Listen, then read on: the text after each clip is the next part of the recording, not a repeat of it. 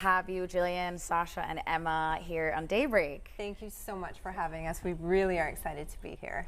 Now, Jillian, I'm going to start with you. Can you tell me, a lot of us know about the Bridge Foundation, but give us like a little recap about the work that you do in the community. So the Bridge Foundation has been around since 2011. It's a non-profit charity organization that helps people who have just finished treatment and they're in recovery reintegrate back into society. Okay, perfect. Yeah. And I imagine that changes a lot of lives, especially that it is September, which is Recovery Awareness Month.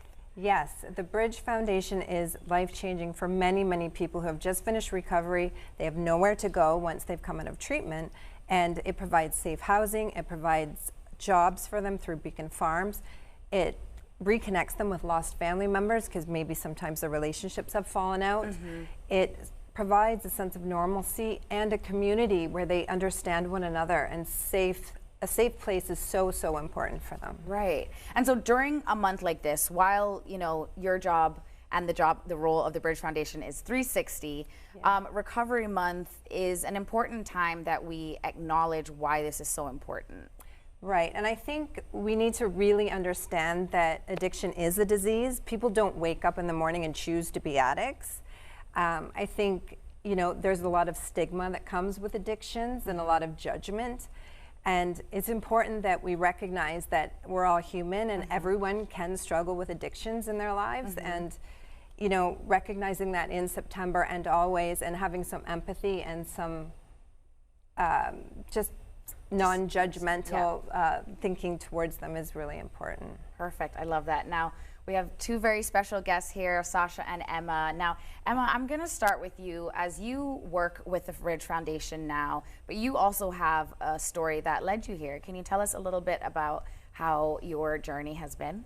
Well, my journey in recovery began in 2009. I went into treatment and I was there. I completed I didn't complete it. I left early. But I came out to the community and there was no support, basically, very little.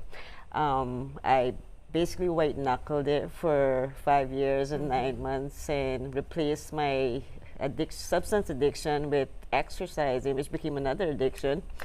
And I was actually out exercising when I relapsed because I didn't have that stability or that support. And then that happened in 2014. At the end of 2014, it took me 4 months to find my way back. And when I found my way back, the Bridge Foundation was up and running. They had a women's facility at that time. And I was able to become a part of that. And I got a ton of support. I was able to, I was held accountable and held myself accountable. And I was able to build a really stable foundation for my recovery. Shortly after I came back, I got into the transitional home.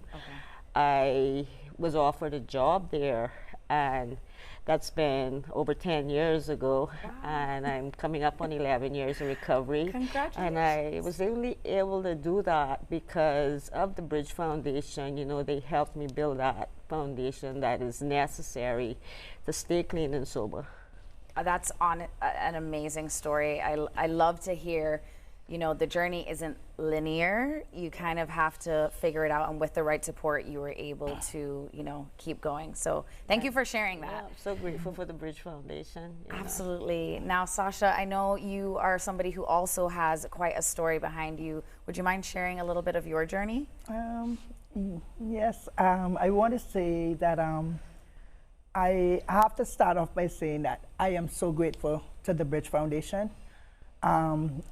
For them, coming out of prison in 2014 made a big difference for me. Before, my life was a repeating cycle in my addiction of in, out of prison. In 2014, when I was introduced to the Bridge Foundation in court, I wasn't sure at the time if I really wanted to take this, because I'm like, am I really ready for this? But then deep in my heart somewhere, I just felt like I just hit my rock bottom, and I needed to get some structure, some kind of ability to catch myself back, because I knew that I had hit the rock bottom at that time. I was actually looking at 10 years when I was offered the Bridge Foundation. So for me, that was a grace of hope. Yeah. Well, came out into the Bridge Foundation home, lovely, peaceful. I just felt like I found myself back when I entered that home. It gave me time to think of the things that I destroyed during my addiction and things that I can try to mend back for me. Right. Because it wasn't anything about proving to society what I can do. It was about helping me to recover from what I've been through. And because of that home, my healing point began. Yeah. And once the healing started, then I started to see the real me. Like, you know, I started to love me again. That's beautiful. I thank you so much for sharing that. Honestly, Yes. both of your stories have me, you know, a little like choked up because, as we mentioned before, second chances, you know, life is not linear, and especially recovery. Now, the opening of the Phoenix House is very important. Can you briefly tell us what you're trying to accomplish with that? So we are currently raising funds to build the Phoenix House, which will be a women's halfway house for people like Sasha and Emma to go after recovery. And it will provide safe housing for them. It will provide a job at Beacon Farms. It will provide a sense of community and a sense of safety, and they will slowly be able to go back into society and have a second chance at life. That's honestly amazing. Again, I'm like almost speechless by this conversation. I love to hear this. And for anybody who's interested in supporting the Bridge Foundation, or, you know, do you take volunteer Yeah, donations? we're looking for volunteers, skilled trades, if anyone wants to donate their time to help with the build process. If anyone wants to just volunteer to help out or raise funds. Yep, so you can see here, you can contact Jillian herself to find out more. There's the website information or their Instagram and Facebook to keep up with whatever they have going on. That is fantastic. Thank you all for being with us this morning. It's been wonderful to hear your stories, and good luck with everything when it comes to getting the Phoenix House underway. Now, you've just heard today that recovery is not just about overcoming addiction, it's about rebuilding lives. The Bridge Foundation is working hard to expand that opportunity for women here in Cayman, but they can't do it alone. So to support the mission, consider donating and standing with them in giving hope a home. We'll be right back after the break.